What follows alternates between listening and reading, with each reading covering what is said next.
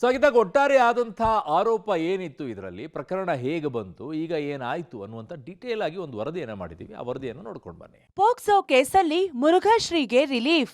ಮೊದಲ ಕೇಸಲ್ಲಿ ಮುರುಘಾಶ್ರೀ ನಿರ್ದೋಷಿ. ಎಲ್ಲ ಆರೋಪಿಗಳನ್ನ ಖುಲಾಸೆಗೊಳಿಸಿದ ಕೋರ್ಟ್. ಪೋಕ್ಸೋ ಪ್ರಕರಣದಲ್ಲಿ ಸಿಲುಕಿದ್ದ ಚಿತ್ರದುರ್ಗದ ಶಿವಮೂರ್ತಿ ಶರಣರಿಗೆ ಬಿಗ್ ರಿಲೀಫ್ ಸಿಕ್ಕಿದೆ.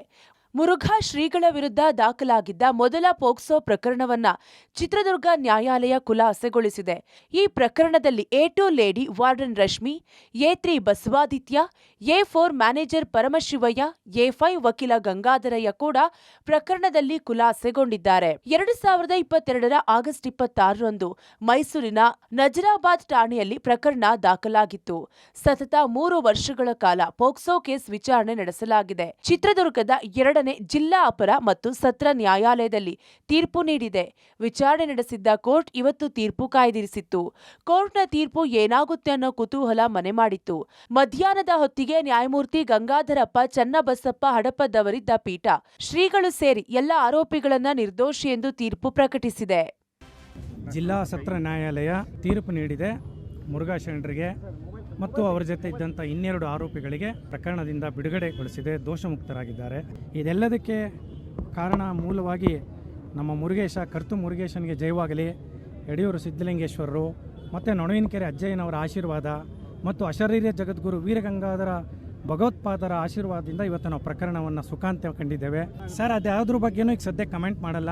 ಮುಂದಿನ ದಿನಗಳಲ್ಲಿ ತಮಗೆಲ್ಲರಿಗೂ ತಿಳಿಸಿ ತಮ್ಮ ಸಹಕಾರದೊಂದಿಗೆ ಮತ್ತೆ ಒಳ್ಳೆಯ ಕೆಲಸಗಳನ್ನು ಮಾಡಲಿಕ್ಕೆ ಮುರುಘಾ ಮಠದ ಪರವಾಗಿ ಸಿದ್ಧರಾಗ್ತಾರೆ. ತೀರ್ಪು ಪ್ರಕಟಗೊಳ್ಳುತ್ತಿದ್ದಂತೆ ಮಠದ ಭಕ್ತರ ಸಂಭ್ರಮ. ಸತ್ಯಕ್ಕೆ ಜಯ ಎಂದು ಸಂತಸ ವ್ಯಕ್ತಪಡಿಸಿದ ಭಕ್ತರು. ಮೊದಲ ಪೋಕ್ಸೋ ಪ್ರಕರಣದಲ್ಲಿ ಚಿತ್ರದುರ್ಗದ ಮುರುಘಾಶ್ರೀಗಳು ಖುಲಾಸೆಗೊಂಡಿದ್ದಾರೆ. ಮುರುಘಾಶ್ರೀಗಳು ನಿರ್ದೋಷಿ ಎಂದು ತೀರ್ಪು ಪ್ರಕಟವಾಗ್ತಿದ್ದಂತೆ ಕೋರ್ಟ್ ಆವರಣದಲ್ಲಿದ್ದ ಮಠದ ಭಕ್ತರು ಸಂತಸ ವ್ಯಕ್ತಪಡಿಸಿದ್ರು. ಇದು ಸತ್ಯಕ್ಕೆ ಸಿಕ್ಕ ಜಯ, ಅಧರ್ಮದ ವಿರುದ್ಧ ಧರ್ಮಕ್ಕೆ ಸಿಕ್ಕ ಜಯ ಎಂದು ಬಣ್ಣಿಸಿದ್ದಾರೆ. ಖುಷಿಯಾಗಿದೆ. ಮುರುಗೇಶನ ಮೇಲೆ ನಂಬಿಕೆ ಜಾಸ್ತಿ ಆಗಿದೆ. ಸತ್ಯಕ್ಕೆ ಜಯ ಸಿಕ್ಕಿದೆ. ಇನ್ನೇನು ಯಾರ ಬಗ್ಗೆನೂ ನಾವು ನೋ ಕಾಮೆಂಟ್ಸ್, ಯಾರ ಬಗ್ಗೆ ಏನೂ ಮಾತಾಡೋದಿಲ್ಲ. ಅವ್ರಿಗೆಲ್ಲರಿಗೂ ಉತ್ತರ ಸಿಕ್ಕಿದೆ. ಮುರುಗೇಶ ಉತ್ತರ ಕೊಟ್ಟಿದ್ದಾನೆ. ಮುರುಘಾ ಶರಣರೇ ಸ್ವತಃ ತೀರ್ಪಿನ ಮೂಲಕ ಉತ್ತರ ಕೊಟ್ಟಿದ್ದಾರೆ. ಮುರುಘಾ ಶರಣರು ಮೌನ ಅಲ್ಲ, ಮುರುಘಾ ಶರಣರು ಸತ್ಯವಾಗಿದ್ದರು, ಮೌನಕ್ಕೆ ಜಾರಿದ್ರು. ಅದ್ರದ್ದು ಇವತ್ತು ಕೋರ್ಟ್ ಅಧಿಕೃತವಾಗಿ ನ್ಯಾಯಾಲಯ ಅವರಿಗೆ ತೀರ್ಪು ಕೊಟ್ಟಿದೆ. ಇವರು ಭಾಳ ಶ್ರೇಷ್ಠವಾಗಿದ್ದಾರೆ, ಗಂಗೆಷ್ಟು ಪವಿತ್ರವಾಗಿದ್ದಾರೆ ಅಂತ ಮುರುಘಾ ಕೋರ್ಟೇ ಕೊಟ್ಟಿದೆ ತೀರ್ಪು. ಮುರುಘಾ ಶರಣರ ಮೇಲೆ ಒಂದು ಈ ನಿರಾಧಾರವಾದ ಆರೋಪ ಬಂದಾಗ ಗುರುಗಳು ಅವತ್ತು ಮುರುಘಾ ಮಠದ ಪೀಠದ ಮೇಲೆ ನಿಂತು ಒಂದು ಮಾತು ಹೇಳಿದರು. ಮುರುಘಾ ಶರಣರು ಈ ನೆಲದ ಕಾನೂನನ್ನು ಗೌರವಿಸುತ್ತೇವೆ, ಮುರುಘಾ ಮಠವೇ ಒಂದು ಸಂಚಾರಿ ನ್ಯಾಯಾಲಯ ಅಂತ. ಏನು ಆ ಮಾತು ಇವತ್ತು ಸತ್ಯವಾಗಿ ಮಾರ್ಗದರ್ಶಿಸ್ತಾ ಇದೆ. ಖಂಡಿತವಾಗಲೂ ಕೂಡ ನ್ಯಾಯದ ತೀರ್ಪು ಕೊಟ್ಟಂತಹ ಮುರುಘಾ ಮಠ ಅಂದರೆ ಅಲ್ಲಿ ಕುಂತಿರ್ತಕ್ಕಂಥ ಸ್ವಾಮೀಜಿಗಳು ಅಂಥವರಿಗೆ ಇವತ್ತು ಅಗ್ನಿ ಪರೀಕ್ಷೆ ತಂದಿಡ್ತೀವಿ. ಕಲಿಯುಗ ಇವತ್ತು ಭಾಳ ಸಂತೋಷ ಆಗಿದೆ. ಒಂದೇ ಪದ ಏನು ಹೇಳಬೇಕಾಗುತ್ತೆ ಅಂದರೆ ನಾವು ಅಧರ್ಮ ಸೋತಿದೆ, ಧರ್ಮ ಗೆದ್ದಿದೆ, ಅನ್ಯಾಯ ಸೋತಿದೆ, ನ್ಯಾಯ ಗೆದ್ದಿದೆ ಅಂತ ಹೇಳ್ಬೋದು. ಚಿತ್ರದುರ್ಗದ ಮುರುಘಾಶ್ರೀ ವಿರುದ್ಧ 2022 ಆಗಸ್ಟ್ 26ರಂದು ಮೈಸೂರಿನ ನಜರಾಬಾದ್ ಠಾಣೆಯಲ್ಲಿ ಪೋಕ್ಸೋ ಕೇಸ್ ದಾಖಲಾಗಿತ್ತು. ಮುರುಘಾ ಮಠದ ಹಾಸ್ಟೆಲ್ನ 2 ಅಪ್ರಾಪ್ತ ವಿದ್ಯಾರ್ಥಿಯರಿಂದ ಕೇಸ್ ದಾಖಲಾಗಿತ್ತು.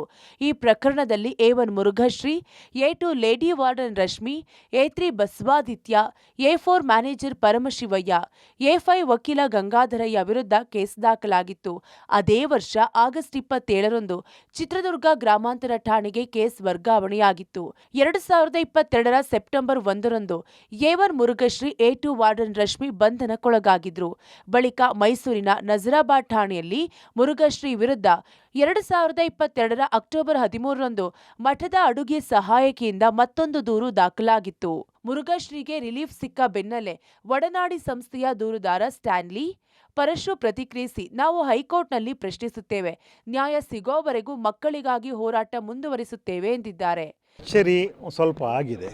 ಇಲ್ಲಿ ನ್ಯಾಯ ಒದಗಿಸುವುದು ಒಂದು ಕಷ್ಟ ಸಾಧ್ಯವಾದಂಥದ್ದೇ. ನಾವು ನ್ಯಾಯದ ಹಿಂದೆ ಓಡಲೇಬೇಕಾಗ್ತದೆ, ಪ್ರಾಮಾಣಿಕವಾಗಿ ಅದರ ಕದವನ್ನು ತಟ್ಟಲೇಬೇಕಾಗ್ತದೆ. ಇದರ ಹೊಣೆಗಾರಿಕೆ ಸರ್ಕಾರದ, ಯಾಕೆಂತಂದರೆ ಇದು ಸರ್ಕಾರದ್ದೇ ಕೇಸ್ ಅಲ್ವಾ. ನಾವು ಅವರ ಪರವಾಗಿ ಜೊತೆಯಲ್ಲಿ ನಿಲ್ಲುವಂಥವ್ರು, ಮಕ್ಕಳ ಪರವಾಗಿ ನಿಲ್ಲುವಂಥದ್ದಾಗಿರೋದ್ರಿಂದ ನಾನು ಆಗ್ರಹಿಸುವಂಥದ್ದು ಸರ್ಕಾರ ಈ ಒಂದು ತೀರ್ಪನ್ನು ಉಚ್ಚ ನ್ಯಾಯಾಲಯದಲ್ಲಿ ಪ್ರಶ್ನಿಸಲಿ. ಹೈಕೋರ್ಟಲ್ಲಿ ಪ್ರಶ್ನೆ ಮಾಡೋದಕ್ಕೆ ಹೌದು, ವೈಯಕ್ತಿಕವಲ್ಲ, ಮಕ್ಕಳ ಪರವಾಗಿ ಮಕ್ಕಳು ಕೇಳ್ತಾರೆ, ನೀವು ಮಾಡ್ತೀರಾ? ಮಾಡ್ಬೋದು, ಮಾಡ್ತೀವಿ. ನ್ಯಾಯಾಲಯ ಏನನ್ನೇ ಹೇಳಿದೆ ಅದನ್ನು ಪೂರ್ಣ ಪ್ರಮಾಣದಲ್ಲಿ ಓದಬೇಕು ನಾನು. ನ್ಯಾಯಾಲಯ ಆ ರೀತಿ ಹೇಳ್ತಾ ಇದೆ ಅಂತ ಹೇಳಿದರೆ ಅದನ್ನು ಗಮನಿಸಿ ಆಮೇಲೆ ಮಾತಾಡಬೇಕು ಅಂತನ್ನುವಂಥದ್ದು ನನ್ನ ಅಂಶ. ಯಾವ ಕಾರಣದಿಂದ ಅದು ನಿರ್ದೋಷಿತನವನ್ನು ಕೊಟ್ಟಿದೆ ಅನ್ನುವಂಥದ್ದನ್ನು ನಾವು ಆಳ ಅಧ್ಯಯನ ಮಾಡಿದ ನಂತರವೇ ತೀರ್ಮಾನಿಸ್ಲಿಕ್ಕೆ ಸಾಧ್ಯ ಸರ್. ಬರೀ ಮಕ್ಕಳನ್ನು ಸಂರಕ್ಷಿಸಿದ್ದಕ್ಕೆ ನಮ್ಮ ಪರವಾಗಿ ನಿಲ್ಲಬೇಕಾದಂಥ ಸರ್ಕಾರಗಳು, ಅಂದರೆ ಮಕ್ಕಳ ಪರವಾಗಿ ಸರ್ಕಾರಗಳು ಧ್ವನಿ ಎತ್ತಬೇಕಾಗಿತ್ತು. ಆ ನಿಟ್ಟಿನಲ್ಲಿ ಇದೊಂದು ನಾಗರಿಕ ಪ್ರಜ್ಞೆಯನ್ನು ಕಳೆದುಕೊಂಡ ಸರ್ಕಾರ ಅಂತ. ಒಟ್ನಲ್ಲಿ ಮೊದಲ ಪೋಕ್ಸೋ ಪ್ರಕರಣದಲ್ಲಿ ಮುರುಘಾಶ್ರೀಗಳು ಖುಲಾಸೆಗೊಂಡಿದ್ದಾರೆ. ಸತತ 3 ವರ್ಷದ ಬಳಿಕ ಕೋರ್ಟ್ ತೀರ್ಪಿನಿಂದ ನಿರಾಳರಾಗಿದ್ದಾರೆ. Siddaraju, public TV, Chitradurga.